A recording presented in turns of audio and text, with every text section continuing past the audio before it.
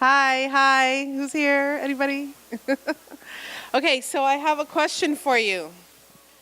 Would you rather me go down a presentation I made about WebXR use cases, who's doing what, who's in the game, or would you like to see a presentation on how to make a SVG file into a 3D and turn it into a web AR piece? You want to hear about WebXR? Okay. All right then. So, huh? If I have enough time, I'll show you. I'll show you both. Yeah, I'll show it to you real quick. So, let's. I want to present this. Can we see this up here?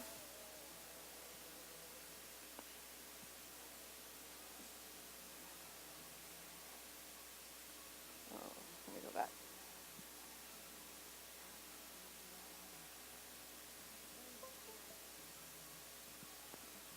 Okay. So, my presentation is about how WebXR can be a pretty frictionless way to get people into AR, VR over the web. And the fact that WebXR, because it's based on web platforms and web data, there's already a huge pool of content and information out there that we can build off of that doesn't need to be aggregated into apps. So why do I call it frictionless WebXR? Eliminating the points that stop users from engaging in XR or virtual reality, and the ability to retain and attract new users to XR. And right now there's a huge problem in the community how people don't want to download apps, or they don't feel like they have the proper devices to utilize the experience or to have the experience, or they think that they need to spend tons of money on some crazy VR, AR system that is in the few $1,000s range, and they just, it's not tangible for them. Where the web is very tangible for everybody, and the ability to do this stuff is now, and it's kind of easy. So we have a group of people, really smart people in San Francisco, working to take the existing flat 2D web and make it into a 3D spatial place, a destination of sorts. And most of that is being built on the back of Node.js, which is also WebGL, 3JS, Babylon.js, A-Frame, and React VR. Then we also have some new browsers that have come up recently. We have Firefox Reality Browser. We have the Super Medium VR browser. And I don't have it on here, but Google has also made their own browser called Canary. And the Canary browser is a development browser that gives the ability to have WebXR experiences pretty seamlessly on the Android device. So we have a consortium working with the W3C to try to standardize all of these different changes that are happening in technology as it relates to the realities on the web. And you have Microsoft and Google and Mozilla at Unity, Samsung with their internet browser, and the W3C, all working together to come up with the OpenXR platform, a standardized way for distributing your content across all XR platforms pretty seamlessly through the web or through different device channels, making kind of a super highway of content for users. But that's all open, and that's all going to be web delivery. So here are a couple examples, or a few examples. I'm going to show you some videos. So one is with the company Eighth Wall, and Eighth Wall, they have come up with a platform that utilizes WebXR pretty cool, in a pretty cool way. It is available on any device. All you need is a URL, and you can have these AR experiences. It has surface detection and interaction, and it's pretty neat.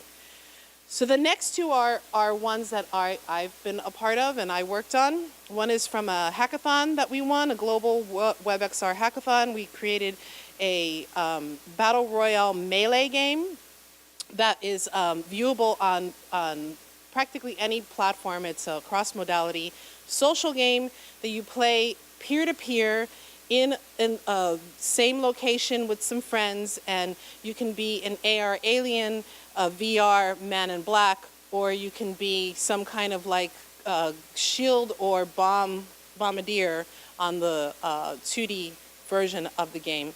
And people playing with each other in the same space together on WebXR. And then the HyperXR was a project that I put together for AWE. It was an immersive theater type WebXR experience, and we had real live actors pushing people through a scene to figure out certain clues, and we had another person in VR helping the real life actor and other participants kind of solve puzzles and problems. And we used custom triggers, AR custom triggers, and everything was delivered off the web. The VR experience was a web VR experience, and the AR triggers were all being pulled off the web. So I'll start by showing you the eighth wall.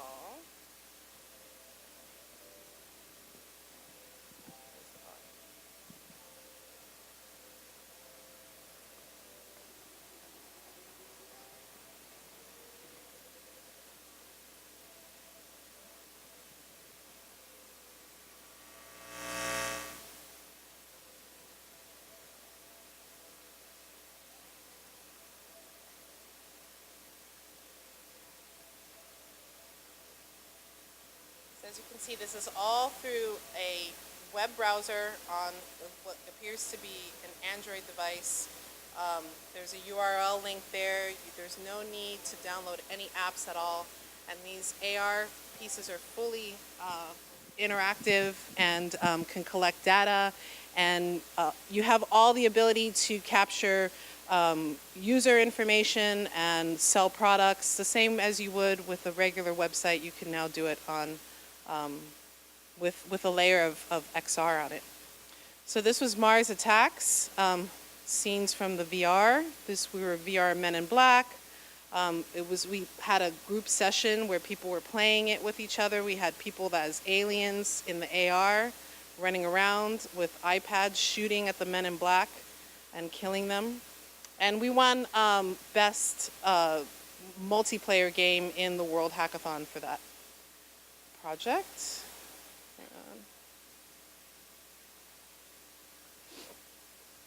And then this one is just an example of how to utilize a custom marker to trigger off of a website an animation.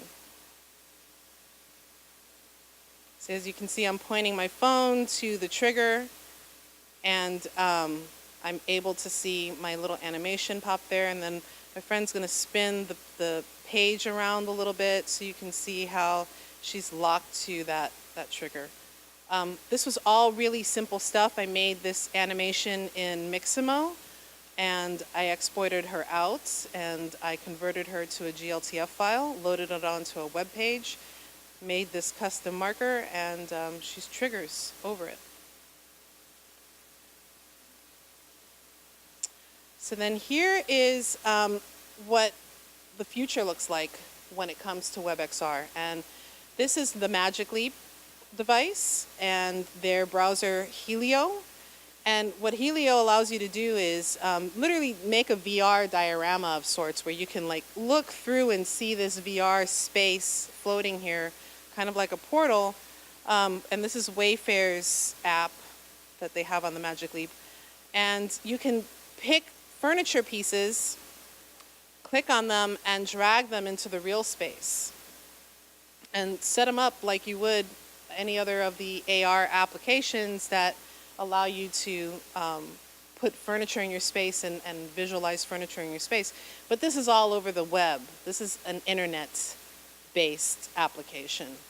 Even though it's on the Magic Leap, Wayfair could potentially at some point turn this into something you can see on a regular phone device or on your laptop if need, or a tablet.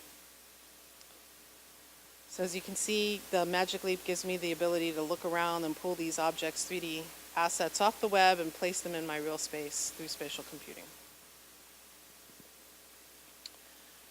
Okay, so the use cases for WebXR, in my opinion, are definitely LBE.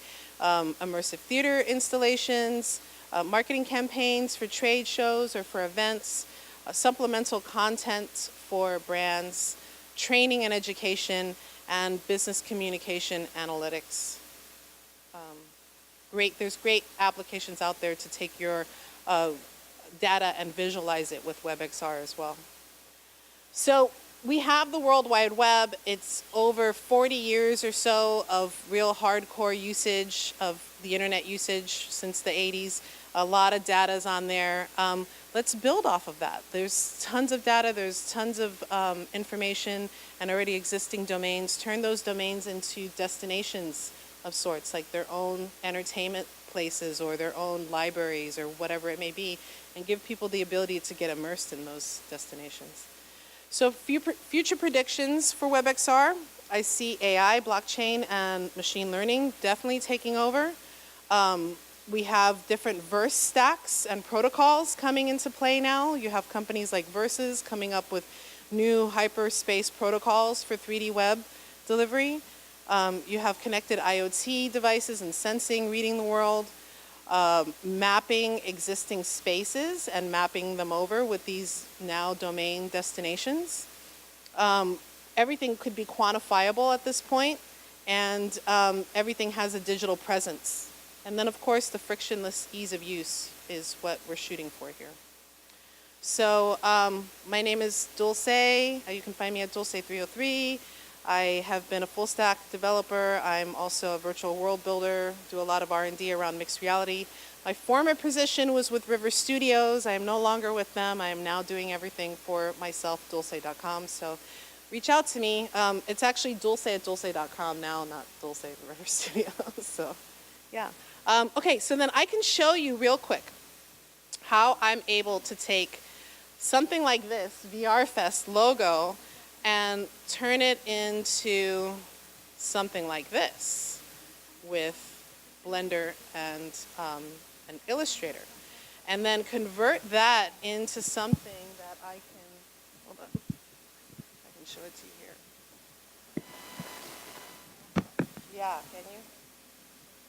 I just want you to hold that. I'm gonna open up, here, actually hold this one first, hold that. I'm gonna open this.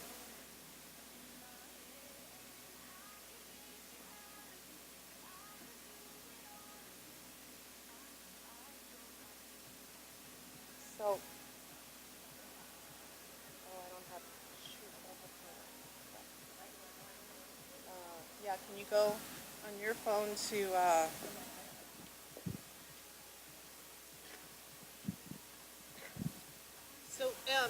the basic way of taking these SVG files, just to give you some tips, I don't know how many of you are Illustrator people here, but one of the major tips that I have to say is make sure that your paths don't have too many points and too many weird curves or overlapping curves, because then you'll have problems when you bring it into 3D. But I can, am I almost over? Okay, so I'm going to import this desktop VRFest logo, import. I'm going to grab it all. I saved it as an SVG file, yep. So I'm going to join these guys. Hold on.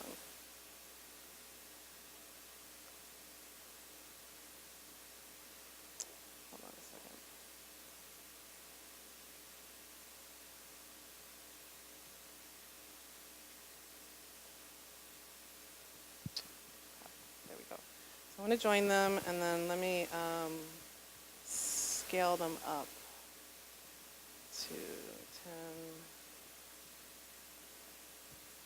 Scaling everything up because I'm doing this fast, but you shouldn't scale up your camera and your and your lights. But okay, I've scaled that up a little bit, right? Oops. So what you do is you have these curves, right? And you go into Blender, and here is your curve tool or your curve window. And you can just extrude these guys. Actually, I'm going to change the color too because you can see better color. I'm going to extrude them, give it some depth, and turn up the resolution. And I'm going to rotate it. Set the geometry to center. And then rotate it to...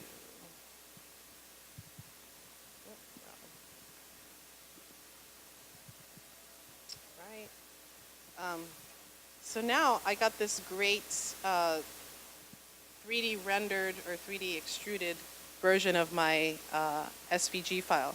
I can take this now and I can export it out as an FBX or an OBJ, or I can even just take this Blender file and upload it directly into Sketchfab. And Sketchfab has been my pipeline tool that I love the best, because I'm able to go into Sketchfab and load this up as straight as a Blender file, go into the settings here and add colors and lights and do all kinds of stuff. I can have animations going on, and I can indicate which animations I want and what sequence I want. So what's great about Sketchfab is I can say I want to download this guy. I'm going to save it. Hopefully it'll save quick. It might take a while. But once it's ready for downloading, I can then go over here into the corner, download it, and it'll download as a GLTF file. And GLTF is the file format that is best for 3JS WebXR delivery. And they're very small, compact files. You can also take this GLTF file now and convert that to a GLB file with this converter right here. And then you can take that file and load that onto Facebook and have a 3D graphic on Facebook. So what's cool about this is you can make these small, interesting little graphics in Blender and Illustrator and go down that pipeline and have some interesting ways to show it on both Facebook and on the web. You know, can't make them too big. They got to be small. Facebook only allows you 3 megabytes, and I think the optimal size for WebXR is only 10 megabytes. If you can compact a lot of animation and textures in there nicely, you can really get a lot going on. But you got to be very careful how you do it. Any questions? Yeah? No? Okay. Thank you, guys. Oh, you got a question? Okay, so that's a great question. So Apple's doing their own thing completely. They're doing something totally different. You know the story of how Apple killed Flash, right? So Flash was owned by Adobe, and Flash was a huge product for Adobe. So I think Apple's making good on Adobe for killing Flash and has aligned with them, and they're making their own file format called USDZ. Is their file format. They're not making GLTFs. And they're using everything ARKit. They're integrating completely with ARKit. And even though this A-Frame and ARJS and WebVR stuff all works on Safari, it's not supported on Safari. So I actually use Safari as my lowest common denominator browser to look at this stuff on. If it looks good on Safari, it's going to look pretty good on Canary and Reality Browser and all these other browsers that are going to make it look beautiful. They actually taking the time to make sure that those files look good in there.